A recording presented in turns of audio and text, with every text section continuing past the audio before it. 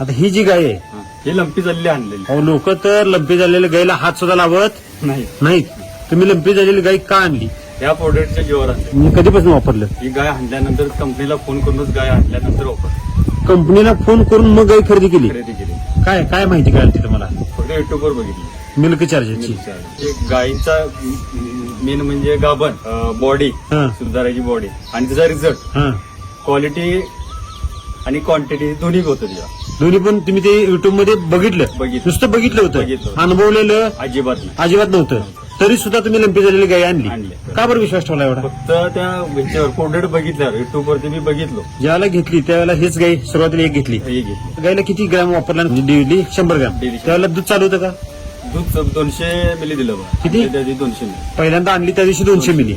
बरं वापरल्यानंतर काय बदल झाले? त्याच्या 8 दिवसात 1.5 लिटर 2.5 लिटर टोटल 4 लिटर दिले आम्हाला. तिथनं पुढे कंटिन्यू 4 लिटर 4 लिटर दिली. 4 लिटर